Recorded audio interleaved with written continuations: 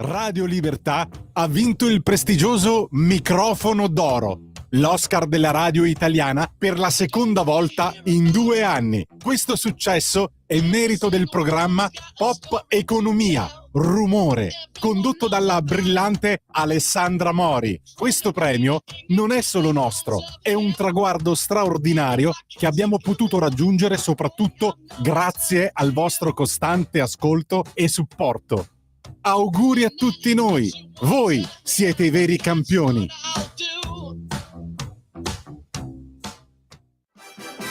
Va ora in onda Pop Economia.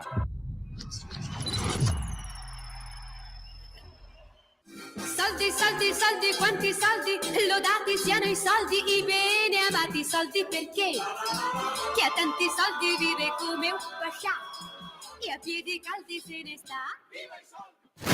Della linea Alessandra.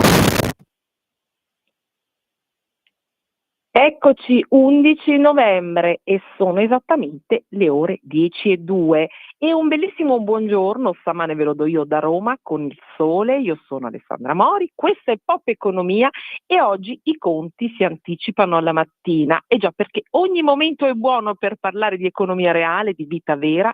Una piacevole eccezione, ma da martedì prossimo si torna alla regola, e la regola, per così dire, il nostro appuntamento è sempre ogni martedì alle ore 16. E stamane cominciamo con un incalzante Walzer 2 di Shostakovich interpretato dal meraviglioso Hauser, e apriamo così la nostra puntata di oggi, e già perché è scontro sulla manovra e il clima è bollente. Ad incalzare sono Istat, Banca Italia, Corte dei Conti e le banche.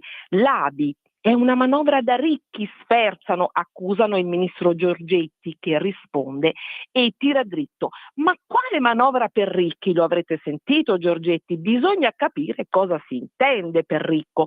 Chi guadagna 2.000 euro, per esempio, non lo è. Parentesi, per voi lo è o non lo è? Mi piacerebbe molto ascoltare le vostre opinioni. E anzi, per tornare al ministro Giorgetti, spiega: la legge di bilancio aiuta il ceto medio. Amareggiato, pare molto amareggiato, Giorgetti avrebbe anche ventilato le dimissioni con la solidarietà, incassando la solidarietà di Salvini e di Tajani. Mentre il segretario della CGIL Landini, tra polemiche e accuse, annuncia lo sciopero generale per il 12 dicembre e l'attenzione sul garante della privacy dopo l'inchiesta di Report è alle stelle. Caro Francesco, abbiamo il senatore Damiani in linea? Sì, è in linea.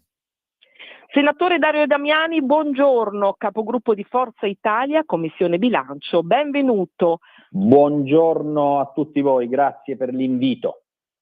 E allora, ben trovato, lei è tra i 4 relatori della manovra ed è uno dei riferimenti per il gruppo al Senato. Senatore Dario Damiani, è una manovra per ricchi questa? Ce lo spiega? Assolutamente no, è una manovra che cerca di dare in questo momento particolare per l'economia, per il Paese, di dare un maggiore potere anche di acquisto al ceto medio, quel ceto medio che è tra i 28.000 e i 50.000 euro. Noi dall'inizio della legislatura, dal 2022, dall'inizio di questo governo, abbiamo messo in campo per gli italiani, per le famiglie, per le imprese, un'imponente operazione fiscale, partendo da innanzitutto la riforma fiscale che in 50 anni dalla sua esistenza mai nessuno era riuscito appunto a metter mano, e quindi questo governo oggi lo ha fatto e lo sta facendo.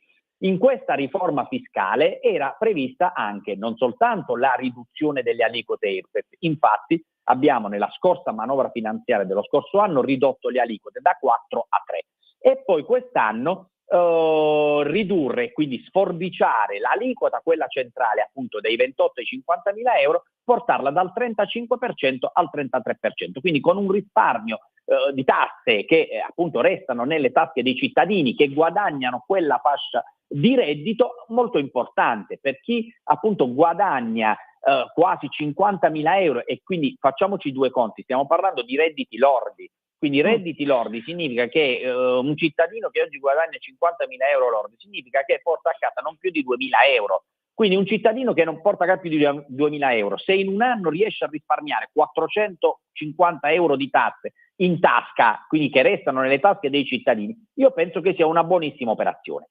Ecco, vediamo, senatore Damiani. Un'altra cosa, così completo, se qualcuno appunto ci attacca e ci dice che non pensiamo ai redditi bassi, nelle precedenti, nei primi 2 anni di legislatura lo abbiamo fatto, perché lo abbiamo fatto innanzitutto ampliando anche la no tax area e poi lo scorso anno rendendo strutturale il taglio del cuneo fiscale per redditi fino a 28.000 euro, cioè abbiamo impegnato 18 miliardi di euro per fare questa operazione. Quindi, come dire, noi in una prima fase di legislatura e di governo abbiamo messo in sicurezza i redditi bassi fino a 28.000 euro. Quest'anno con la manovra finanziaria, sia nella precedente e sia in questa oggi, andiamo a completare quel suo secondo tassello, da 28.000 a 50.000 euro. Ecco, senatore, la voglio interrompere un attimo. L'IRPEF è uno dei temi più discussi, no? L'imposta sul reddito delle persone fisiche, che è una delle misure centrali. Lì l'Istat fa un rilievo molto forte. Così come ha pensato il taglio dell'IRPEF, dice va a beneficio solo delle fasce più benestanti, destinando a pochi l'85% delle risorse. Com'è la questione qui, in sintesi? No, la questione è che io vorrei chiedere, appunto, io ho assistito alle audizioni, io posso dire, io ho assistito anche all'audizione la settimana scorsa dell'Istat, che ha dato dei dati statistici su come, diciamo, ma se un reddito da 50.000 euro è un reddito di un ricco, facciamo dei conti, io come dicevo 50.000 euro parliamo di un reddito lordo, io ritengo che non sia così, non sia assolutamente, diciamo, una manovra per ricchi. Come dicevo, noi in questi anni abbiamo messo in sicurezza la prima fascia e la seconda fascia lo facciamo quest'anno, assolutamente non tenendo conto, anzi, diciamo, abbiamo posto un tetto, perché nel discorso dell'IRPEF abbiamo posto un tetto che questa misura che oggi agevola la fascia di reddito non può superare il tetto dei 200.000 euro. Quindi significa che invece 200.000 euro, che è sicuramente un reddito molto più importante per una persona, per un individuo, per una famiglia, oggi non beneficia di questa agevolazione fiscale sull'IRPEF. Quindi assolutamente l'Istat, io ritengo, e ho ascoltato, non ha fatto così, ecco, dei rilievi che vadano, ma ha citato soltanto dei dati che poi sono stati comunque anche divulgati un po' nei giorni dopo sulla stampa, come degli attacchi. Però io voglio dire tranquillamente come invece quello che stiamo facendo è un discorso fatto a tappe, dove abbiamo pensato negli anni a tutte le fasce, quindi anche alle fasce. Dopodiché, se la soluzione che l'Istat o altri organismi o sollecitati, non so, da qualche parte politica, ritengono che in questo paese oggi la redistribuzione del reddito si ottiene soltanto con la patrimoniale, noi arriviamo anche alla patrimoniale, senatore Damiani. Lei dice una cosa anche molto forte, sollecitati da qualche parte politica, non sfugge questa sua frase, no? Ora c'è una partita, ora vediamo anche la patrimoniale, che è un tema di cui discutiamo spessissimo in questa trasmissione, che è molto forte e caro in senso inverso, voglio dire, ai nostri ascoltatori. Ed ora c'è un'altra partita, c'è un'altra tappa, quella degli emendamenti. Per esempio il ministro Salvini ieri da Bari ha detto ci sono dei margini di intervento sulle pensioni, sono pronti per esempio gli emendamenti della Lega per allargare la rottamazione e poi si lavora anche su forze dell'ordine, sulla sicurezza. Sì. Ecco, voi di Forza Italia, per voi il testo è ancora aperto? Sì, per noi il testo è ancora aperto, ma come è giusto che sia, il governo oggi ha fatto lo schema di manovra, ha disegnato la manovra finanziaria, ha indicato e ha individuato i saldi, perché l'altra operazione che come maggioranza e come governo si sta facendo, ed è un'operazione importantissima, io ritengo anche questo, è quello che noi con un anno, diciamo, di anticipo usciamo dalla cosiddetta procedura di infrazione che noi abbiamo, quindi diciamo anche sul discorso del debito pubblico. Quindi noi anticipiamo, questo significa poi liberare risorse ed energie anche per il prossimo anno. Quindi certo che la manovra oggi, diciamo, è una manovra da 18 miliardi, non è grandissima. Quindi abbiamo individuato i saldi. A saldi, diciamo, riusciremo a muovere qualcosa. Quindi è giusto che anche il Parlamento oggi dia delle indicazioni dove andare anche a migliorare la manovra finanziaria. Noi come Forza Italia abbiamo 3 proposte, che sono la proposta quella sulla casa, quindi noi diciamo no alle tasse, alle patrimoniali di nessun genere. Dopodiché c'è la questione che riguarda gli affitti, cosiddetti affitti brevi, e quindi anche lì noi vorremmo annullare oggi questo aumento di tassazione che c'è stato dal 21 al 26%, quindi abbiamo questa proposta, stiamo ragionando con il MEF e troveremo, diciamo, una soluzione. Secondo intervento, quello sulla sicurezza. Noi ci sono e dobbiamo vedere come rimodulare anche delle risorse, abbiamo la necessità oggi di garantire il pagamento degli straordinari di tutti quegli agenti, forze di polizia, carabinieri, tutti quanti, tutto il comparto sicurezza al pagamento sicuramente di straordinari arretrati. Ci sono da fare e bisogna coprire anche importanti assunzioni anche in questo caso, quindi vediamo di trovare e di reperire risorse. Poi loro hanno tanto a cuore anche la questione della previdenza complementare, che è importante per il loro settore, quindi stiamo anche in quel. Quindi abbiamo un pacchetto sicurezza, poi avete vediamo un pacchetto anche voi da estendere e da insomma proporre. Poi terzo punto è quello che riguarda le imprese, dove qui abbiamo... Veniamo al lato delle imprese, mi faccia fare la domanda. Lato imprese, lei insomma si occupa anche molto di questo. Bonus in manovra, ci sono tutti gli incentivi previsti per famiglie e impresa. Ci può dire sempre in sintesi, perché ho molto anche da chiederle su questo punto?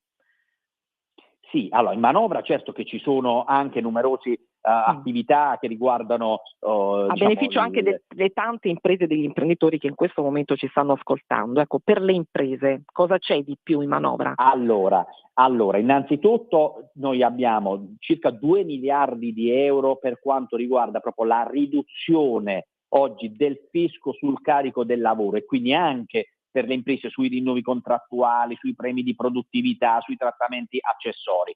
Ci sono appunto circa 3 miliardi di sostegni sempre alle imprese in investimenti e in innovazione. Ci sono tutta una serie di altre misure e alcune cose che bisognerà cambiare, come diciamo la questione che riguarda appunto i dividendi delle società.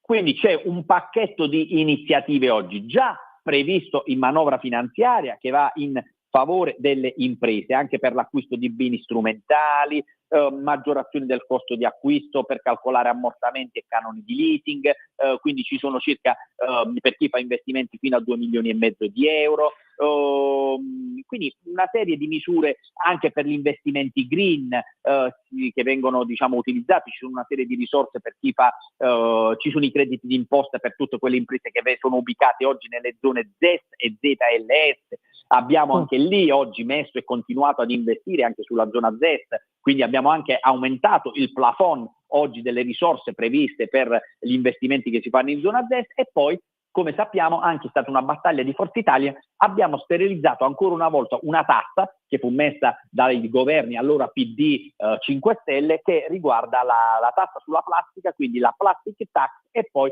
la tassa sugli zuccheri, la sugar tax. Diciamo, ecco, senatore Damiani, un pacchetto di risorse e di impegni per le imprese. Perfetto, chiarissimo. La patrimoniale, questa parola così divisiva, quasi una parolaccia, no? Molto invisa, ecco, o tassa mandami, quella che piace molto a Elly Schlein, perché l'abbiamo sentito, era sputata la patrimoniale anche sulla scia del neo sindaco di New York, Mandani. E alla domanda, ma una mini patrimoniale le piace? La domanda che è stata rivolta ad Elly Schlein, lei ha risposto, ma certo, perché nella mozione unitaria fatta con le opposizioni c'è una tassa vera sugli extra profitti. Siamo a favore di una tassazione a livello europeo sulle persone che hanno milioni a disposizione, quindi sui miliardari. La patrimoniale, dobbiamo temerla ancora questa patrimoniale? Voi la vostra posizione è chiara quella della Lega? Noi Forza Italia in particolar modo, ma diciamo tutto il centrodestra unito lo ha dichiarato, anche la Premier Giorgia Meloni l'altro giorno, con noi al governo mai patrimoniale, e su questo ci mettiamo un timbro sopra, quindi con noi al governo mai la patrimoniale, perché poi vogliamo capire cos'è patrimoniale e cos'è extra profitti, quando parlano anche di extra profitti. Io non so se appunto nel nostro paese è stato posto un tetto ai profitti, cioè uno che lavora ha un tetto al profitto, tutto ciò che è superiore a quel tetto diventa extra e quindi viene tassato. Io non credo che noi, diciamo, nel nostro paese ci sia mai stato un tetto, quindi la storia degli extra profitti è un altro vocabolo politico che non esiste, diciamo, nel vocabolario del centrodestra. Se parliamo di patrimoniale, cosa intende la sinistra per patrimoniale? Cioè tassare tutti quelli che hanno un patrimonio. Poi è chiaro, dobbiamo stabilire che tipo di patrimonio, perché un patrimonio è anche oggi un'abitazione. Cioè un patrimonio oggi è Può anche essere un anche la casa, dice lei, un patrimonio. un pensionato che ha lavorato tanti anni e che si è comprato una bella casa, che semmai ha anche un valore pure importante in un centro cittadino, quello è un patrimonio. Quindi la sinistra oggi propone di tassare oggi anche un pensionato che ha lavorato tanti anni, che si è comprato una casa, semmai una casa nel centro cittadino, semmai anche un piccolo locale, diciamo, sul mare, vuole tassare. Questo è un patrimonio. E siccome gli italiani, sappiamo tutti che circa oltre il 65% degli italiani è proprietario di casa, quindi il rischio è che, per come la vede la sinistra, a essere tassati siano tutti quelli che oggi hanno questo piccolo patrimonio, che sia anche la stessa casa di abitazione. Allora, questo assolutamente va evitato. Noi siamo contrarissimi, ma noi siamo anche contrarissimi. Io faccio pure questo discorso e mi spingo pure oltre. Siamo anche contrarissimi perché noi dobbiamo cercare di attrarre la ricchezza nel nostro paese. Noi dobbiamo cercare di portare gli investimenti. La ricchezza in un paese così indebitato, come si fa? Noi dobbiamo cercare di trovare degli strumenti che certo non siano agevolazioni, ma sia, diciamo, una giusta tassazione nel nostro paese affinché si possano attirare investimenti e anche ricchezza. Noi non dobbiamo spingere la ricchezza ad andare via dal nostro paese. Se oggi si propongono le patrimoniali, tanta gente va via dai nostri paesi e va in altri paesi dove può trovare delle tassazioni sicuramente migliorative. Quindi noi dobbiamo invece cercare di riportare in Italia oggi patrimoni, cercando, diciamo, con il giusto. Le tasse bisogna pagarle, le devono pagare tutti quanti, devono pagare il giusto tutti quanti. Quindi io, ecco perché dico, non ci vedo, diciamo, nulla in contrario se invece promuovessimo delle situazioni oggi agevolative e anche fiscali proprio per attirare dei capitali, perché portando i capitali, portando investimento nel nostro paese si può creare non soltanto ricchezza, si può dare posti di lavoro e a quel punto generare anche un pochino al nostro debito, no? Mi permetto di dire, no? Al nostro paese così indebitato. Ecco, ma lei dice giusto, non ci vedo niente di male, lei lo sta spiegando punto per punto, ma i rilievi, lo ribadisco, sono stati davvero molti. Ecco, lei ha detto una cosa prima, mi aggancio alla sua frase precedente. Beh, insomma, se politicamente qualche cosa c'è stata, se questi rilievi sono dei rilievi politici, lei trova che ci sia stata, come posso dire, un'imbeccata politica, qualcosa di politico in questo essere tutti contro la manovra? Ma no, sicuramente di politico è stata poi cavalcata, io le ho detto, ho ascoltato, quindi diciamo ci sono stati dei rilievi, ma per esempio anche l'ufficio parlamentare di bilancio che fa questo e lo fa, diciamo, in tutte le manovre, in tutto ciò che si riguarda, diciamo, attività economica, che siano governi di destra o governi di sinistra, che siano stati, l'ufficio però parlamentare di bilancio anche ha rilevato tante cose positive che semmai non sono state messe in evidenza da io, come il fatto della oggi riduzione del nostro debito, del fatto che noi rientriamo diciamo già da quest'anno in largo anticipo, entro novembre-dicembre rientriamo diciamo nei limiti previsti, quindi sotto il 3%, quindi questo sarà un beneficio per il nostro paese. Tutte queste cose non sono emerse. Ecco perché io dico, al netto di alcuni punti che sono stati secondo me in maniera un po' ingenerosa criticati, ma io dicevo, le ho ascoltate e quindi ho ascoltato dei dati. Se poi diciamo uno che guadagna 50.000 euro è ritenuto un ricco, per quanto mi riguarda non è proprio così oggi nel nostro paese. È un aggiungo, non è neanche così per chi ne guadagna 2.000, no? Guadagnare 2.000 euro, vivere in una città come Roma, come Milano, avere una famiglia, non credo che si possa parlare di ricchezza. Lei non trova, senatore? Cioè, sì, no, infatti, ecco perché dico, non è inutile parlare di ricchezza, ma come dicevo, sono redditi assolutamente medi, quindi no, nessun tipo di ricchezza, non abbiamo assolutamente aiutato i ricchi. Ci avviamo verso la chiusura, si scaldano i motori perché quando si parla di economia reale, economia vera, vita vera, tutti ci ascoltano. Ecco, c'è una domanda, c'è una riflessione. Si parla di patrimoniale, si parla di riduzione delle tasse, ci scrive un ascoltatore, ma nessuno parla di 12 milioni di persone sconosciute al fisco. Questa anomalia si chiama evasione fiscale. Ferdinando da Verona. Ecco, ciao Ferdinando, buongiorno e grazie di ascoltarci. Questo per dirle come la tensione su questi temi è molto forte. Ecco, diciamo in chiusura una cosa: ci siamo visti martedì scorso, noi al Senato, c'è stato un convegno su sua iniziativa organizzato, perché questo, il mese di novembre, è il mese della educazione finanziaria. In questa trasmissione molte volte abbiamo trattato questo tema a novembre e lei è il protagonista, grazie a lei va detto, va rilevato, di una legge che ora è in vigore sull'educazione finanziaria, cioè l'educazione finanziaria nelle scuole, agganciata all'educazione civica, un lavoro, una svolta impressa da lei e anche un tabù scardinato, perché di educazione finanziaria nelle scuole poco sempre si è parlato.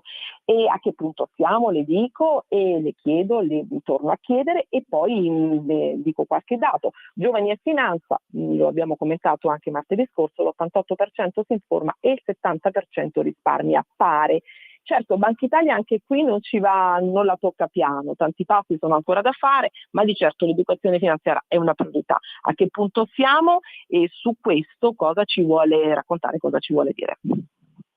Allora, innanzitutto abbiamo fatto un passo importante avanti, quello di agganciare oggi l'educazione finanziaria all'educazione civica è stata una mia battaglia per una legislatura. Oggi con questa legislatura e grazie a questo governo finalmente è legge.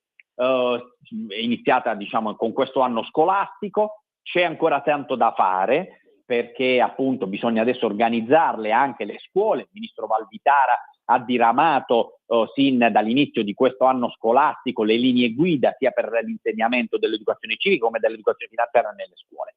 Però ecco, è partito tutto quest'anno, quindi c'è da fare ancora molto e molto di più. Però è un inizio importante, che non dobbiamo assolutamente trascurare. Ecco perché in questo mese dedicato all'educazione finanziaria oramai c'è una consapevolezza. Io quello che noto in questi anni è che sempre anno per anno aumenta la consapevolezza oggi di cercare di imparare un lessico anche economico-finanziario. Noi siamo purtroppo un paese molto indietro rispetto ad altri paesi proprio su quelle che sono le conoscenze di base anche dell'economia, per renderci più autonomi anche nelle scelte, anche nella gestione stessa oggi dello stipendio, di quello che guadagniamo, del conto corrente, di un mutuo, di un piccolo prestito che bisogna fare. Senatore, vi chiedo sintesi, siamo davvero oltre. No, e quindi allora è chiaro, come le chiedo, le dico un altro punto in avanti che cercherò di portare velocissimo. prossimamente, è quello anche di far diventare una materia autonoma quella dell'educazione finanziaria nelle scuole. Quindi è un passaggio che poi vedremo prossimamente se con il Ministero dell'Educazione e del Merito dell'istruzione e del merito riusciamo a portare avanti. Quindi c'è anche questo progetto qua, quindi vediamo. Però allora, oggi tutto quello che sta succedendo intorno all'educazione finanziaria è positivo. E allora quando si parla di economia, quando si parla di conti, di educazione finanziaria, si va sempre oltre, si sforano sempre i tempi, non siamo molto bravi noi a contare in questo caso. Io la saluto, la ringrazio e ci risentiremo quando vorrà. Grazie a voi, grazie a tutti i radioascoltatori. A presto. E allora siamo davvero un pochino oltre, e mentre Francesco si collega, aggancia l'altro ospite, perché ci sono tante novità, sapete, tante notizie. Anche questo è un martedì molto caldo, siamo soltanto alla mattina, ci sono davvero tante cose che si stanno rivelando importanti, non solo la Alessandra, manovra, il secondo ospite, della scusa l'interruzione. Abbiamo un nostro ospite, Francesco? Sì, è già pronto. È pronto in postazione e il nostro ospite è Buddy Fox, un amico di questa trasmissione, ha una fantastica rubrica, mi piace sempre ricordarlo, Panino e Listino, ed è esperto di borse e mercati. Caro Buddy, come stai, da quanto tempo? Buongiorno Alessandra, buongiorno a tutti. Ormai è diventato un privilegio partecipare alla tua trasmissione, vista la premiazione. Che esagerato, che simpatico, ma va Buddy, non è così, è un privilegio averti come ospite perché tu ci spieghi tante cose dal di fuori, ma come se fossero dal di dentro. A proposito, ma hai un posto vicino a te, lo so, lo hai riservato, una bella poltroncina per Madame Lagarde, che ti è tanto simpatica, perché pare che si stia scompaginando l'ordine, lei voglia venire proprio vicino a te per farsi due conti, è così? Madame non sarà riconfermata alla BCE, è così o no? Ma premetto che rimango ho stima per Madame Lagarde perché amo la Francia e poi è una donna di grande fascino e intelligenza. Ci converserei molto piacevolmente, però in questi giorni si parla molto di intelligenza artificiale, di posti di lavoro a rischio e io continuo con la mia provocazione dicendo che se Madame Lagarde continua a dire che le sue decisioni verranno prese in base ai dati e non a un percorso predefinito, io penso che l'intelligenza artificiale lavora assorbendo e lavorando sui dati. Quindi a questo punto cosa serve avere un presidente di una banca centrale, un essere umano? A questo punto mettiamoci quindi l'intelligenza vogliamo proprio artificiale. togliere gli esseri umani, mi stai dicendo una cosa che veramente, non lo so, una provocazione forte, non accetto perché io sono per l'umanità, per il calore e ci vogliamo mettere un robot, ci vogliamo mettere l'intelligenza artificiale al posto della Madame. A che mi dici? Anch'io sono dalla parte assolutamente degli esseri umani, però sembra che alcuni esseri umani stiano facendo di tutto per agevolare la robotica, perché un personaggio come Panetta mi sembra che abbia molta più fantasia finanziaria. Come a me è così simpatico il governatore Panetta, l'abbiamo chiamato in causa mille volte. Cosa ha fatto il governatore Panetta? Che cosa ha fatto di così brutto? Perché dici così? No, dico, governatore Panetta ha molta più fantasia e mi sembra che abbia molta più originalità e coraggio nel prendere alcune decisioni. Quindi lo stai enfatizzando, il nostro governatore Panetta, che mi è simpaticissimo. Lui che guida, dice ogni tanto affari spenti nella notte, ti ricordi Buddy? Per la BCE. Certo, e questa è grande fantasia. È una grande fantasia, una metafora, insomma, che si aggancia ad una canzone bellissima. E quindi che facciamo con Panetta? Dici tutto, oggi siamo in grande ritardo. Se noi vogliamo essere dalla parte degli esseri umani, quindi mantenere gli esseri umani attivi nel lavoro e per così dire contrastare la robotica che invece ci sta assaltando, mettere uno come Panetta che è originale, intelligente, coraggioso, direi che facciamo un grande spot per gli esseri umani al comando, quindi è ancora al comando della società. E quindi io a questo punto direi, se la Lagarde è sulla via d'uscita, facciamo il tifo per Panetta. Però poi dopo se va in BCE Panetta non sarà più il nostro governatore, dovremo trovarci un altro governatore. Ma ne abbiamo comunque anche tanti di intelligenti come banchieri tu sei già autonomine, chi vedresti come governatore della Banca d'Italia? Fammi capire. Uno molto coraggioso, mi sembra che sia Orcelle, lo stanno un attimo ostacolando, però mi sembra uno molto coraggioso, ma anche Castagna, cioè abbiamo dei banchieri che sono molto in gamba, anche i banchieri hanno un cuore, come diceva Mario Draghi. Anche i banchieri hanno un cuore, e poi c'è sempre Mario Draghi, quindi. C'è sempre Mario Draghi che è lì fermo, ma non so, vedremo. E allora la BCE ha iniziato la corsa ai vertici, vedremo come finirà. L'intelligenza artificiale, ci dici tu, è un tema che scotta, è un tema importante, forse si sta un po' trascurando, ma c'è anche un altro tema che batte sul tavolo, che in questi giorni è stato ripetuto molte volte: shutdown, che non è una brutta parola, shutdown, hai visto come tutti la pronunciano, no? E la più lunga di sempre, perché è dalla mezzanotte del 30 settembre scorso che si proroga. Cioè, che cosa significa in sostanza? Quando non ci si mette d'accordo, anche lì è un problema di manovra, no? Cioè repubblicani e democratici non riescono ad accordarci sul bilancio, che serve, fondamentale, per finanziare le attività di governo. Ora pare si sia sbloccata e le borse, e quindi ecco ti chiamo subito in causa, sono esplose, corrono. È così?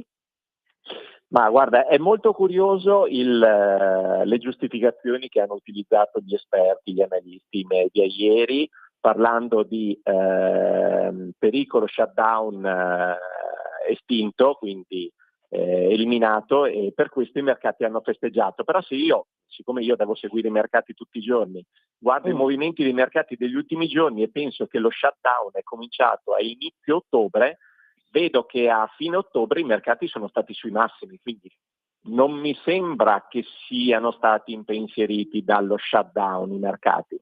Probabilmente ieri hanno trovato una scusa per rimbalzare dopo una settimana negativa, ma dal mio punto di vista i mercati seguono altre dinamiche. Grandi titoli, quindi tu dici si sono svegliati e hanno trovato una scusa per riemergere dal torpore. E aggiungerei un'altra cosa. Aggiungi veloce, oggi purtroppo dobbiamo chiudere tra poco, ma mi devi promettere che torni martedì prossimo. Torni, vero che torni? Sì? Te la strappo in diretta questa promessa perché ho tante concludo cose con da una cosa dire. per me molto importante. Vai, veloce. Siamo anche nel mese dell'educazione finanziaria. Si dice l'ho appena detto con il senatore senatore Damiani, non so se hai ascoltato. Un mese importantissimo. Veloce, Buddy. Ecco, perfetto. L'oro e tutti i metalli preziosi e tutte le commodity vengono considerati dei beni rifugio. Allora io mi chiedo come mai l'oro, l'argento e altri metalli preziosi sono sui massimi e le borse sono sui massimi? Ecco perché. Le cose sono due. O le borse sono diventati anche beni rifugio, ma la escluderei per non creare confusione, oppure l'oro e l'argento non sono più beni rifugio, ma sono dei driver per la crescita e soprattutto non hanno debito. Una cosa su cui non hanno debito, sul debito quante cose dobbiamo ancora dirci. Devo salutarti, Buddy, ti saluto, ti ringrazio e ci vediamo martedì prossimo, promesso strappata in diretta alle 16. Ciao, buona giornata. Allora noi ci rifugiamo non nell'oro, non nell'argento, ma nella nostra sigla e nel secondo blocco. A tra poco. Va ora in onda Rumore.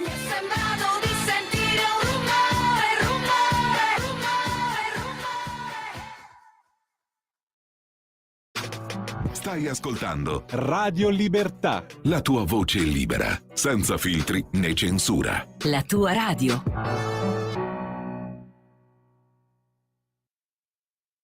Lo amiamo perché ci offre sempre le cose più buone e naturali. Linea Alberto Acerbis. Buongiorno a tutti gli ascoltatori, buongiorno ai buon gusto e buongiorno a coloro che a Natale non decidono di cominciare a girare il mondo e spendere centinaia di euro di benzina per trovare un regalo di Natale che poi alla fine si dice ma gli piacerà, avremo fatto un bel regalo. Volete un consiglio? In questo periodo, proprio per questo periodo storico che stiamo vivendo, regalate italianità, genuinità. Noi abbiamo preparato delle confezioni natalizie bellissime che contengono chiaramente il nostro olio estratto freddo, novello, quello che adesso sta scendendo dal frantoio, quindi chi lo riceve rimarrà veramente a bocca aperta, le specialità gastronomiche, la poesia in pergamene, insomma ne abbiamo fatte per tutti i gusti e per tutte le tasche. C'è la confezione Stella che costa 50 euro, la Letizia 59, la Dono 75, l'Evento 79, la latta da 5 litri vestita a Natale ancora 70 euro. Ma parliamo di olio nuovo, di prodotti importanti della nostra terra. Insomma, regalare una confezione natalizia a Acerbis di qualunque prezzo sia, non conta niente, regalate genuinità, qualità e autenticità. Riscoprirete e riscoprirete con gli altri i sapori di un tempo. Chiamateci per le informazioni, ve le spieghiamo con calma, le potete trovare tra poco su olioacerbis.com o chiamate 030 68 40 408. Buon Natale a voi e alle vostre famiglie. Stai ascoltando Radio Libertà, la tua voce libera, senza filtri né censure, la tua radio. Alessandra, te la linea. Qui siamo a Rumore, insolita mattina, questa cari amiche e amici di Radio Libertà, siamo Pop Economia Rumore, torniamo però sempre nella nostra consueta fascia oraria martedì alle ore 16 e intanto però cominciamo ad approfondire le notizie che fanno rumore sulla geopolitica in collegamento da Israele. Un volto, una voce amica di questa trasmissione, Davide Zebuloni, in diretta proprio da Israele, giornalista di Macor Rishon. Caro David, ci sei? Buongiorno e ben ritrovata, ciao per Alessandro. Ciao Davide, come va l'Israele? Che tipo di giornata è? Dacci sempre il polso della situazione, tu che sei in diretta, che ci puoi dire tante cose importanti. Allora, questa è innanzitutto una mattina storica, ma proprio storica per la storia di Ecco. Israele, in quanto è stato restituito nell'ambito dello scambio e dell'accordo di tregua con Hamas il corpo di Hadar Goldin, che è il soldato che è stato rapito Sì. nel 2014. Quindi oggi Israele chiude un cerchio rimasto aperto 11 Chiude un anni. cerchio, una La ferita, famiglia un di Hadar cerchio Goldin. importante. Di nuovo, Sì, scusa, non David. sento. David, mi senti? Adesso sì, scusa, linea era Eccola. disturbata. Allora, dicevamo, ti riprendo le parole per darti poi tutta la voce. Israele chiude un cerchio, io ho aggiunto una ferita importante, no? Che era per Una ferita Israele, importante, è 1.80. rimasta aperta per molto tempo, chiude un cerchio e di nuovo anche a livello simbolico ha un grandissimo valore, oltre appunto alla chiusura del cerchio in termini familiari della famiglia Gold, che poi è diventata una causa nazionale, non esiste oggi israeliano che non conosca la storia di Hadar Goldin. Ecco che anche a livello simbolico, in funzione di ciò che è avvenuto, la strage avvenuta il 7 ottobre, i rapimenti, la Raccontaci cattività. sinteticamente questa storia, tu dici non c'è un israeliano che non la conosca, raccontaci sinteticamente per ricordarla alle ascoltatrici e agli ascoltatori.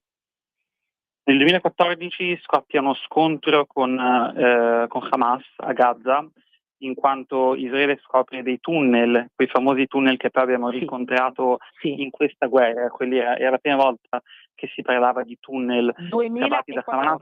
2014, era luglio del 2014. E questi tunnel sfociavano addirittura in territorio israeliano. Il piano di Hamas era quello di attraversare sottoterra il territorio che divide Israele da Gaza per poter entrare in suolo israeliano e combattere e fare sostanzialmente poi ciò che ha fatto il 7 ottobre in altre modalità. Israele scopre questi tunnel e comincia uno scontro durato circa 60 giorni, nel quale cadono decine di soldati israeliani in combattimento, e questi scontri avvengono proprio nei tunnel, quindi in un terreno e territorio favorevole per Hamas, e all'interno di questi scontri vengono rapiti 2 soldati che vengono da subito dichiarati uccisi, quindi sono sostanzialmente vengono tenuti i loro cadaveri nelle mani di Hamas. Oron Shaul e Hadar Goldin, questi 2 volti diventano 2 volti importanti, in quanto per 11 anni le loro famiglie e non solo hanno operato a favore di un rilascio, di uno scambio, cosa che non è mai avvenuta prima, e all'interno di questo scambio invece, di quest'ultima tregua in corso con Hamas, sia Oron Shaul che Hadar Goldin vengono restituiti alle loro famiglie. Quindi questa mattina c'è stato il funerale di Hadar Goldin e, secondo il rito ebraico, in terra di Israele, ed è stato un momento cruciale per la famiglia stessa del soldato caduto, ma in realtà per tutta la nazione che per 11 anni ha tenuto il fiato sospeso e oggi invece riacquista quella fiducia perduta in quelle circostanze così tragiche. Chiaro, ecco, tu hai detto una cosa importante. 2014, io lo risottolineiamo, i tunnel, che sono stati poi il male, no? Di tutto questo, uno dei mali e uno dei temi fondamentali, perché si parla sempre di questi tunnel che hanno poi agevolato ovviamente Hamas, cioè Hamas li ha costruiti apposta, appositamente. Era il 2014, questo per dare il polso e una data da quanto tempo Hamas sta lavorando a tutto questo, molto molto prima di quel maledetto drammatico 7 ottobre, no David? Sicuramente, e soprattutto la critica che viene mossa oggi dal mondo arabo verso Hamas è stato proprio quello di aver utilizzato i finanziamenti ottenuti dall'ONU, da tutte quelle ONG, organizzazioni che hanno donato a Gaza a favore dei palestinesi. Ecco, la critica oggi è mossa verso Hamas per aver utilizzato tutti quei fondi non per costruire infrastrutture mediche o educative, ma per costruire questi sogni, questi tunnel, chilometri e chilometri di tunnel blindati sottoterra. Possiamo immaginare di quanti milioni, centinaia di milioni di dollari parliamo, un progetto importantissimo di Hamas, che ha investito appunto per più di 10 anni e che ha permesso oggi a Hamas di combattere contro Israele e rappresentare una minaccia per Israele, nonostante militarmente parlando non sia forte quanto l'IDF, ma questi tunnel, strategicamente parlando, sono stati importantissimi per Hamas a discapito della popolazione civile di Gaza. Oggi si parla di questi tunnel in tutto il mondo, in Israele se ne parlava già nel 2014. Ecco, allora Netanyahu ieri alla Knesset ha invocato il pugno di ferro per far rispettare la tregua a Gaza e in Libano. Una notizia che è, insomma, è rimbalzata. Pugno di ferro perché ha detto: guardate, la guerra non è finita assolutamente. Da quel lato lì come siamo messi? Qual è la percezione lì proprio sul posto, anche della gente? Che cosa ci si aspetta? Allora, questa è una cosa che noi abbiamo detto diverse volte anche nelle nostre Sì, conversazioni, nei così nostri le colloqui, chiamo. certo. Abbiamo ricordato più volte che la tregua non è pace. La pace rappresenta un accordo duraturo tra due entità che vogliono stringersi la mano e riconoscersi a vicenda. Quella tra Israele e Hamas, così come quella tra Israele e Hezbollah, sono delle tregue potenzialmente lunghissime, così come è stata la tregua con il Libano, con Hezbollah, dal 2006 ad oggi, o meglio fino all'ultima estate, quando poi c'è stato quello scontro durato anche circa un mese o 2 mesi, ma sostanzialmente Netanyahu riconosce che quella con Hamas è una tregua e come ogni tregua è fragile e quindi ancora una volta ribadisce la necessità di rimanere in allerta innanzitutto e due, di far rispettare quelle che sono le clausole dell'accordo, della tregua. Ricordiamo la restituzione di tutti gli ostaggi, vivi e non, e ci sono ancora 4 salme di ostaggi israeliani tenuti in cattività a Gaza, e poi il disarmo di Hamas, cose che ancora rimangono nel limite del potenziale, un qualcosa che ancora non è avvenuto. E quindi nonostante l'euforia, nonostante il momento favorevole che si è creato, nonostante la visita di Trump in Israele, nonostante i festeggiamenti, nonostante veramente un momento di grande sollievo nazionale per la fine di questa guerra, Netanyahu e il suo governo devono anche di ricordare. Ti interrompo, scusami, è stato anche un momento di sollievo nazionale, ma anche per l'altra parte che soffre, no? Ricordiamo sempre, io ci tengo sempre a dirlo, il dramma enorme, indicibile di Gaza. Però, come giustamente hai detto tu, è stata una tregua e tante cose ancora saranno, speriamo, lì da venire, no? Noi ce lo auguriamo e vediamo però la grande difficoltà, perché è una tregua. Mm-hmm. È una tregua a tutti gli effetti, è una tregua voluta da entrambe le parti, ecco, non è stata imposta a nessuna delle due fazioni, è una tregua voluta, ma come tale, quindi come tregua ricordiamo essere assolutamente fragile e duratura in termini ancora a noi sconosciuti. Non possiamo sapere se durerà 2 settimane, 2 anni o 20 anni. Sicuramente finché ci sarà Hamas al potere a Gaza, sicuramente finché Hamas non riconoscerà il diritto di Israele ad esistere, dalla prospettiva israeliana non potrà esserci una stretta di mano e quindi la tregua rimarrà tregua e diventerà pace. Non potrà esserci un accordo, chiaro. David, una notizia, ieri sera. Insulta e picchia ebrei in stazione centrale, è accaduto a Milano, la furia di un pakistano a Milano, no? E subito è rimbalzato questo titolo: antisemitismo in Italia è sempre più forte, sempre più tangibile, ma anche questo ci siamo detti tante volte con te. Questo episodio è stato veramente molto, no? Grave, fortissimo. E che cosa è successo in stazione centrale a Milano? Dove 2 ragazzi americani di religione ebrea ortodossa sono stati aggrediti da un cittadino pakistano, che li ha notati mentre stavano controllando sui tabelloni, lo leggo proprio così come riportato dalla notizia, gli orari dei treni. Che sta succedendo? Sta succedendo che la comunità ebraica italiana, ma in realtà la comunità ebraica europea e direi addirittura mondiale, credo che non ci sia stato mai in alcun periodo della storia uno stato di allerta tale da parte di tutti gli ebrei del mondo. Persino durante la seconda guerra mondiale gli ebrei che abitavano per esempio negli Stati Uniti, in Australia, in Canada non percepivano l'odio antisemita. In questo periodo invece l'odio antisemita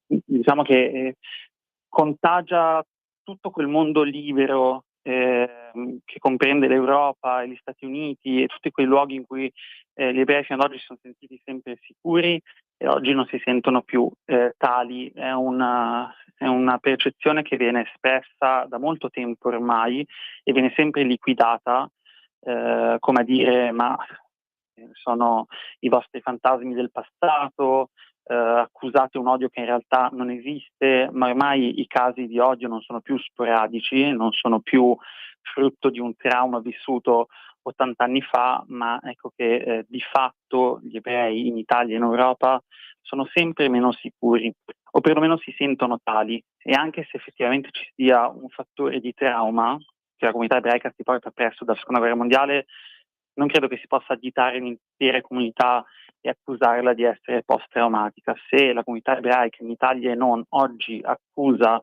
un sentimento di odio, di timore, questo sentimento va ascoltato e gli va dato spazio, altrimenti questi fenomeni ai quali stiamo assistendo con una frequenza davvero terrificante diventeranno all'ordine del giorno. È una cosa che l'Italia non può permettersi, non rivolta verso la comunità ebraica, ma rivolta a se stessa, alla propria democrazia, ai propri valori fondamentali di libertà e di uguaglianza. Parla, abbiamo parlato tante volte con te, con Noemi Di Segni, con Yohann Arbib, con Sharon Nizza, di caccia all'ebreo.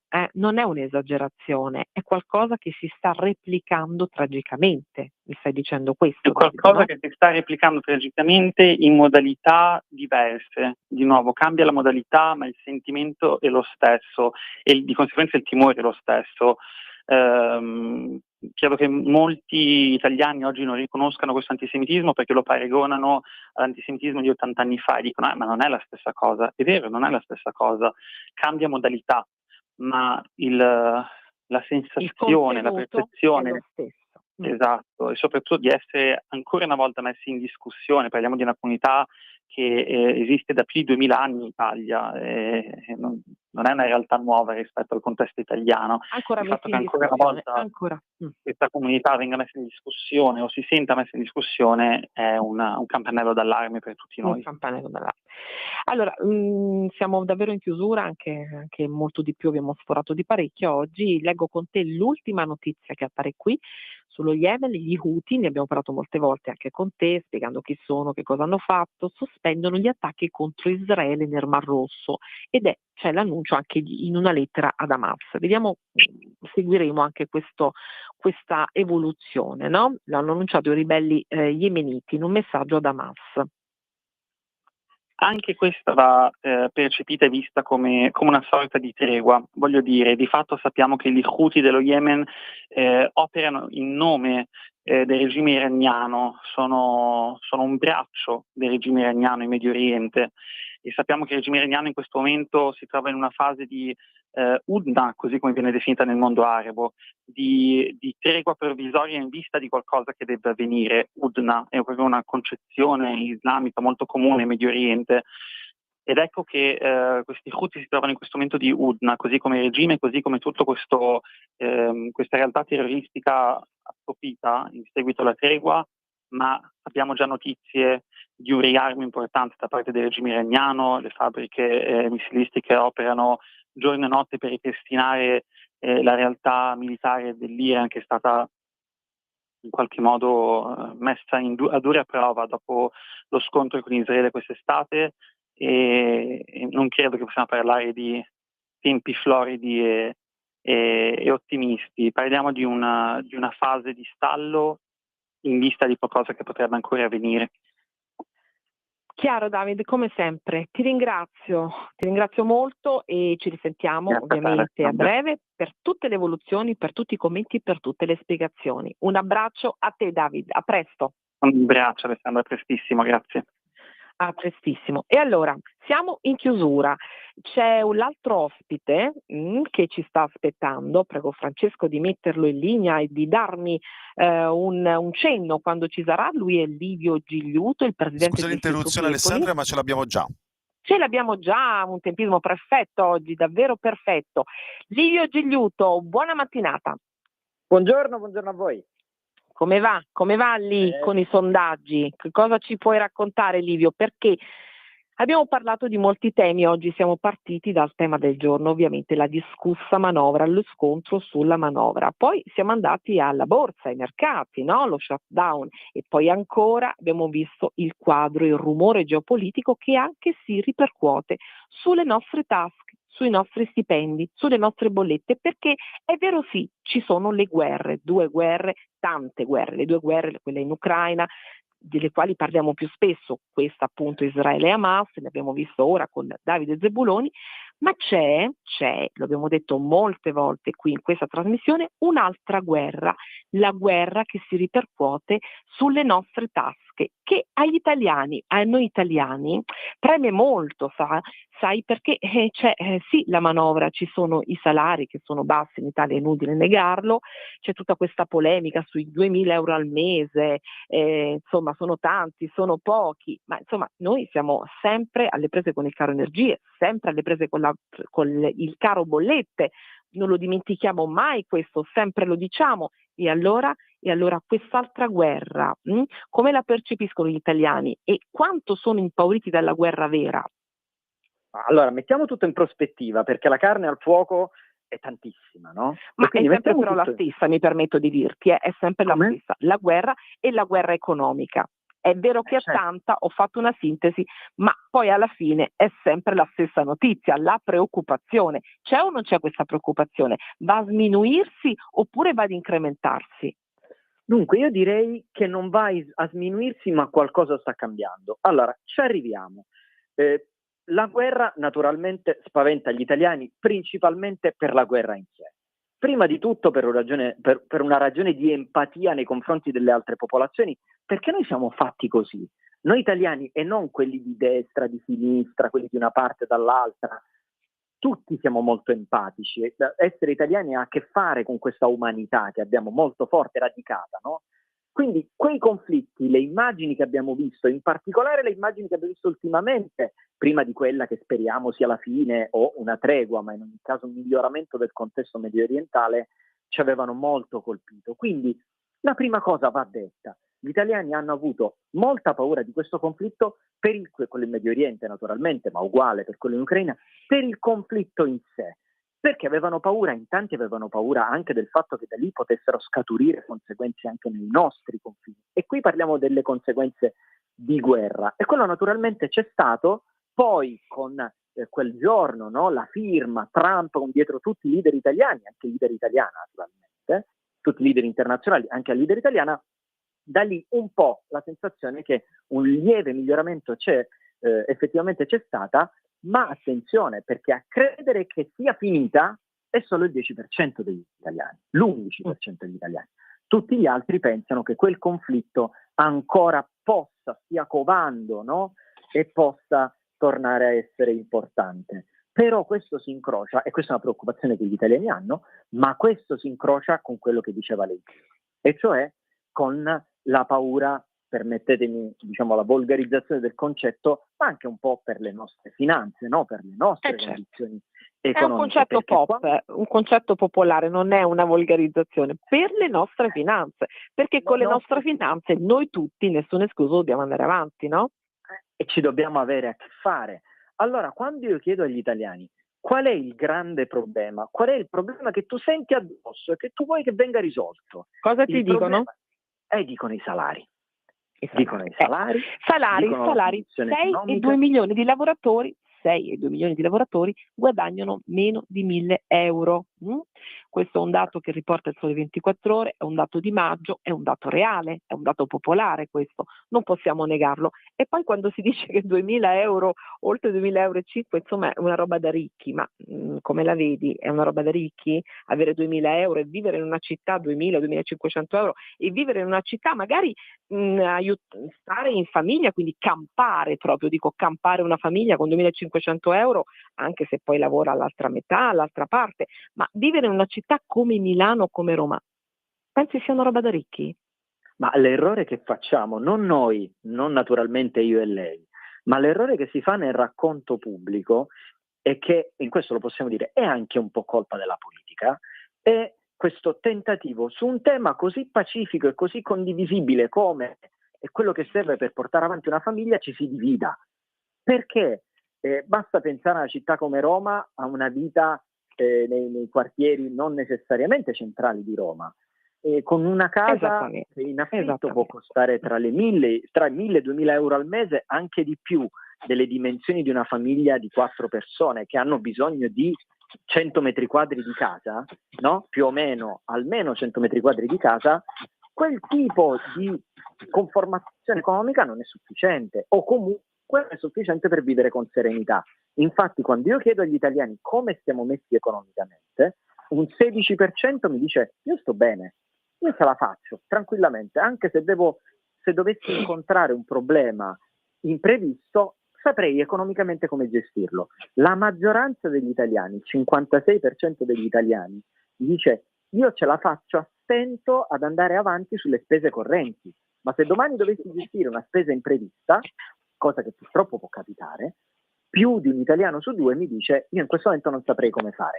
La parte restante, un po' più del 20%, mi dice addirittura: mi trovo in difficoltà. È chiaro che in questo momento, questo è il problema che la nostra opinione pubblica, e poi siamo tutti noi, l'opinione pubblica non è un soggetto terzo, tutti noi nella vita quotidiana ci troviamo davanti e dobbiamo affrontare. Chiaro, molto chiaro. E un altro sondaggio che ho visto nelle tue pagine, il sondaggio sul referendum della giustizia, un altro tema che impazza molto caldo. Come la vedono gli italiani? Sono pronti a questo referendum sulla giustizia e come percepiscono la giustizia? Giusta? Ingiusta? Allora, io ho chiesto per la prima volta, ho fatto un test sul referendum. Prima invece avevo chiesto più volte le opinioni sulla giustizia e in particolare la famosa separazione delle carriere, ma questa volta per la prima volta ho testato questo referendum e mi dicono che andranno a votare tantissimi, molti di più di quelli che andranno a votare. Mi dicono andrò a votare 7 italiani su 10. Quanti andranno a votare applicando una sorta di algoritmo di ponderazione a questo dato? In questo momento le mie stime stanno intorno al 40%, comunque non pochi, però insomma meno di un italiano su 2. Ma come voteranno questi italiani? E qui c'è anche un tema politico. Andiamo al tema politico, veloce perché siamo in chiusura. Gli elettori di centrodestra voteranno quasi tutti sì.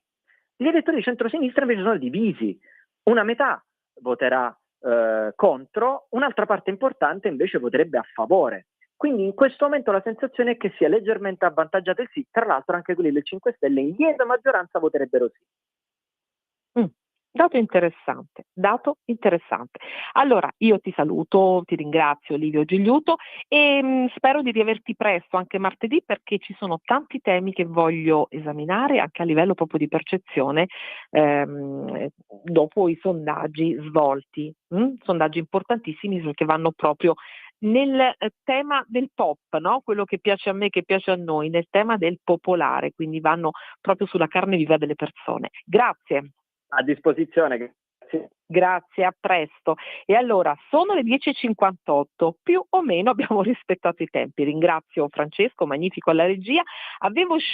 Ho scelto per oggi un incassante Walzer 2 che amo molto di Shostakovich, che è interpretato da Hauser, e se vogliamo darlo ancora questo incalzante pezzo, incalzante come i nostri conti, incalzante come il clima bollente che stiamo vivendo e che credo si conformi perfettamente al tema e alla puntata del giorno. Vi ringrazio, vi saluto, noi ci vediamo con la Pop Economia martedì prossimo, sempre ore 16, stessa radio, stessa trasmissione, stessa conduttrice.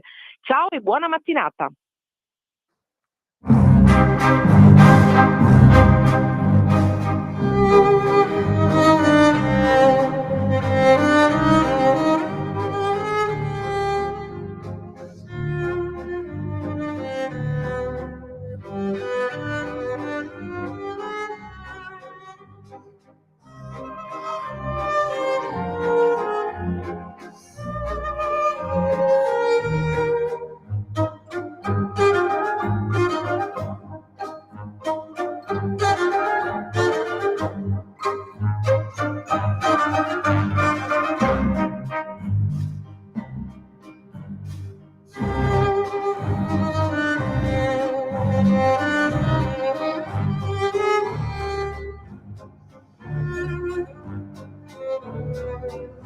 Thank you.